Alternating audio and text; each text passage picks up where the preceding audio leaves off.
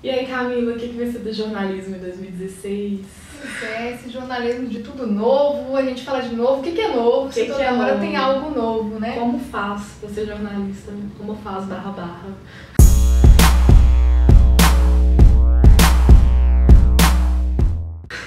Vamos conversar sobre isso, vamos desenvolver alguns tópicos da experiência que a gente tem, porque que a gente vai falar do novo é muito futuro, né? Muito que a gente não pode dizer com certeza, né? Exatamente, ó. Eu me formei em jornalismo em 2009, sou jornalista, depois eu fiz um mestrado em estudos de linguagens. Você também fez? A gente tem uma semelhança disso. Né? E assim, sempre trabalhei com web. Então, só me apresentando para vocês que não me conhecem, eu sou Raquel Camargo. Vocês podem pesquisar depois, mas eu sou jornalista, sempre trabalhei com blog, sempre trabalhei com internet, com site, principalmente com mídias sociais.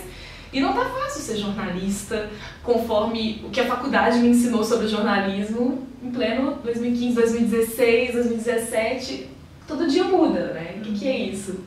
Verdade. Então, eu sou Camila Gonzaga Pontes, além de jornalista, eu sou professora. Tem uma coisa assim, né, de que você fala primeiro jornalista ou professor, você está desmerecendo? Não. Amo as duas coisas muito. Me formei em 2008 e aí fiz uma especialização em imagens e culturas midiáticas, uma especialização super teórica. E aí quando a gente fala dessa coisa do novo, quando eu lembro dessa base teórica, eu fico assim, da base, mas não fala sobre a nossa atuação hoje. E também fiz o mestrado com a Raquel em estudos de linguagem. Diferente da Raquel, eu trabalhei primeiro em TV, a minha primeira experiência jornalística foi em TV, e eu trabalhava no setor de TV, que é o setor de apuração, que é tentar descobrir a notícia o quanto antes para que o jornalista fosse ao lugar e fizesse essa reportagem. E aí que a gente descobre a história, o cenário da internet influenciando, pautando o jornalismo. Porque a notícia na internet ela sairia teoricamente antes, né? Na prática antes. E aí que a história da internet começa a atravessar a minha vida profissional. Você falou um negócio aí que eu sinto diariamente, que eu tenho uma agência que trabalha com marketing digital. Aliás, eu não sei falar, é marketing digital, é comunicação digital. O negócio já não tem uma identidade própria. Quando eu falo produção de conteúdo para web, você está falando de marketing, você está falando de comunicação, você está falando até às vezes de desenvolvimento, de SEO, de indexação, de Google. É um negócio bem complicado, assim, eu acho que eu preciso de um terapeuta para lidar com isso.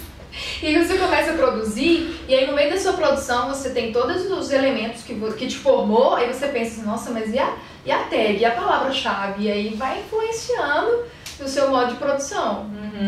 Bom, eu acho que tem um tema assim que a gente não pode deixar de falar, que é inbound, né? Inbound marketing. Pra quem nunca ouviu falar, vou dar um super resumo assim do que é o assunto, bem superficial. É uma proposta, uma estratégia que faz os comunicadores tentarem entregar mensagens de marketing, de venda, mas de uma forma menos intrusiva. O objetivo de uma estratégia de inbound é não interromper aquele potencial cliente, aquele leitor. Então você não vai exibir um banner para ele, você não vai entregar um panfleto pro cara.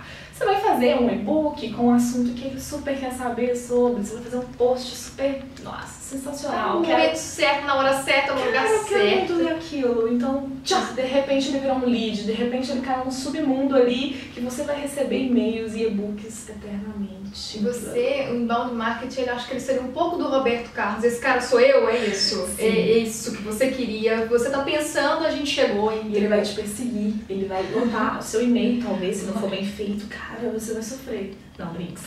Assim, dependendo, o inbound é uma boa estratégia. O problema é que isso tá mudando muito todo o contexto de produção de conteúdo, de estratégia. O modo de fazer não é ainda uma máxima, né? Então... Exatamente. E assim, aqui pelo menos em Belo Horizonte, eu posso dar um chute que pelo menos uns 60% dos profissionais de jornalismo que eu conheço estão trabalhando em agências, em empresas que oferecem serviços de inbound marketing. Isso é muito louco. Tipo, a redação esvaziou, né?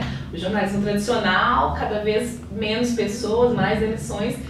E esse universo do marketing absorvendo a gente. Eu gosto dessa pegada quando você fala esvaziou as redações, porque a gente gera um problema dessa história, assim.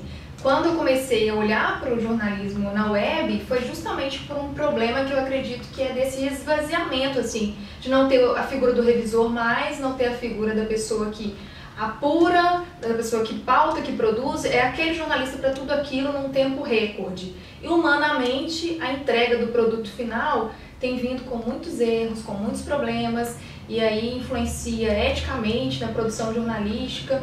Eu acho que a produção nova, que a gente pode dizer hoje, ela passa por uma reestruturação do profissional, mas que não quer dizer que abandona outras figuras, assim.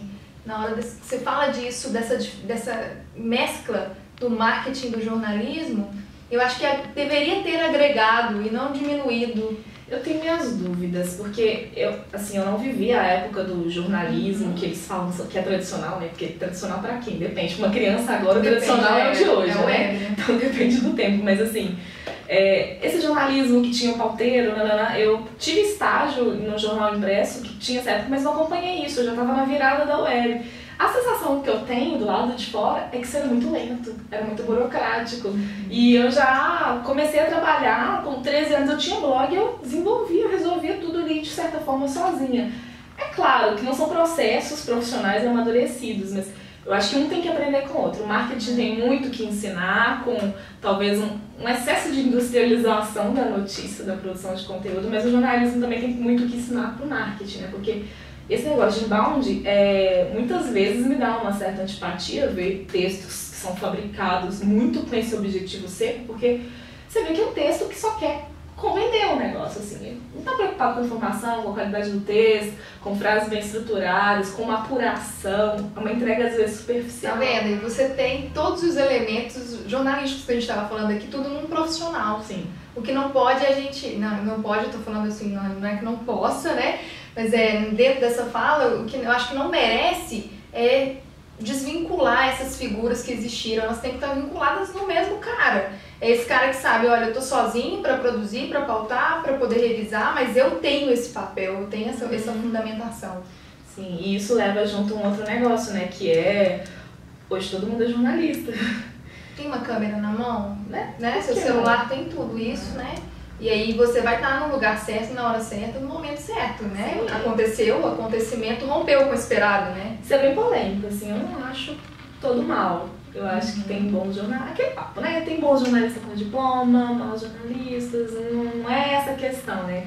Mas hoje eu sei de muita gente que, por exemplo, se formou em ciência da computação e é um ótimo formador de opinião daquele nicho. Um cara que fez uma graduação de jornalismo mesmo, ele não teria capacidade de, sei lá, de se expressar tão bem sobre aquele assunto técnico, né? Às vezes a gente já tinha essa polêmica nas colunas. Sim, coluna de economia, coluna de esporte. A gente já tinha essa polêmica de tirar um profissional, vamos dizer, de outra área, porque ele teria muito mais propriedade para falar daquilo, né? Isso me lembra taxistas e Uber. Polêmicas à parte. Sim, pra ter uma nostalgia de 2015. E, cara, tem um negócio também que eu acho que tem tudo a ver com isso e ainda é pouco discutido, pelo que eu sinto. Eu vejo muito jornalista que tá entendendo a pegada da web, então sabe que as coisas funcionam muito na base do Google, na base da busca orgânica, e começam a construir textos focados em Google e não necessariamente em leitores. Como que dá para equilibrar isso? É um jornalismo baseado em tags, né? Você faz o jornalismo, você tem a apuração dos dados, mas você não pode esquecer das tags, das palavras que vão ser as palavras-chave que vai sustentar a busca daquela notícia depois. É problemático, assim. E as faculdades não conseguem pensar nisso direito ainda, né? Hoje eu percebo que o pessoal sai da faculdade, chega no mercado e não faz ideia do que é SEO, né? Pra quem não sabe, tudo bem, pode procurar no Google, mas basicamente é você ter estratégias para fazer seu conteúdo ser bem posicionado no Google. Afinal de contas, é o oráculo, né? Aquilo ali precisa ser pensado, ser levado em consideração. Não pensar nisso, né? É tiro no pé. Exatamente. O que eu acho interessante, assim, enquanto você falava, assim, me veio muito à mente, assim, o momento que a gente vive. Eu até queria aproveitar esse momento aqui até para trocar uma ideia com você sobre isso, dessa história de tudo é muito polêmico. Então a gente tem nesses últimos momentos, a gente tem falado de racismo, de violência contra a mulher, são assuntos que estão na pauta há muito tempo, mas que agora ganham uma visibilidade imensa e que tem pessoas que parecem que agem estrategicamente falando desse assunto para ganhar espaço. E às vezes a minha opinião, por mais que seja diferente da sua, não quer dizer que é errada, mas é um grande crime, assim. Tem um assunto que é muito engraçado de dizer, que é ciclovia. Aqui em Belo Horizonte, a gente tá falando aqui nos Mineirinhos, que tem pessoas que são extremamente contra e aí acham que a pessoa que é a favor é burguês. Então, assim, tudo é muito polêmico. Qualquer coisa que você posta nas redes sociais gera uma polêmica muito grande, é muito pesado. E eu sinto que, por exemplo, voltando ao assunto do racismo, a coisa ganhou outra proporção porque atingiu a classe artística. Então as pessoas vão para as redes sociais falar sobre Mas, gente, racismo sempre existiu. Eu sou filha de um pai negro. E somos 3 irmãs, eu tenho uma irmã branca igual leite, porque a minha mãe é muito branca, ela lá em casa eu sou amarela e a mais nova é morena. E muitas vezes a gente passou por isso, e aí hoje eu escuto falar de racismo de um modo muito diferente, porque tem espaço ali. Eu acho isso ótimo, e me questiono sobre o papel da mídia tradicional no meio disso. Então, por que isso não virou assunto antes, né? Então... E isso me faz pensar todas as teorias de comunicação, né? Tipo, teoria de agenda setting. Tem uma teoria aí de que muitas vezes as pautas definiam o que a sociedade ia conversar no dia seguinte. De fato, é verdade, né? Mas hoje não é bem assim, né? Hoje quem define o que vai ser assunto, nem no dia seguinte, agora, são as redes sociais, né?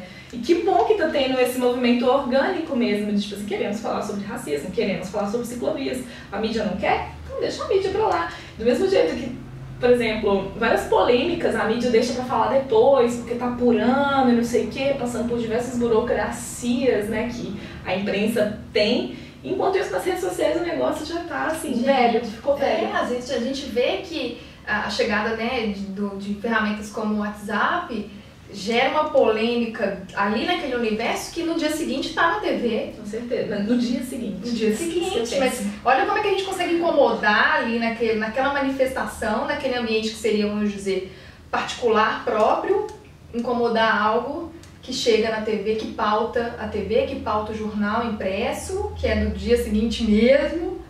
A gente começou dizendo dessa coisa do novo, né, para o jornalismo, esse impacto, né, dessas novas ações. Acho que a palavra impacto também nem é mais apropriada, porque se tudo isso que é novo fosse impacto, já tinha dizimado a classe jornalística, né? Eu acho que o recado tá aberto, né? Sim, tá aberto e com um olhar crítico, assim, sempre, né? Menos bolha, mas ao mesmo tempo crítico. Eu gosto de aceitar as dicas das outras áreas, eu acho super legal a união, sei lá, publicidade, marketing, jornalismo, acho que isso dá um negócio legal, mas sempre com parcimônia, assim, com um olhar crítico. Não tá fácil ser jornalista. Não tá fácil pra ninguém, né? Eu gosto. Não, é uma cachaça, a gente vicia, né? Foi um grande prazer, viu, Raquel? Obrigada, Camila. Chamo sempre pra esse bate-papo, acho que as pessoas que estão lá do outro lado, a gente acaba, depois põe aí um e-mail para as pessoas, né, conversarem com a gente estabelecer novas trocas, né? Sim, estaremos juntos, essa é a ideia. Obrigada. Ótimo, obrigada. Não sei como fecha um vídeo desse, eu não sou vlogger.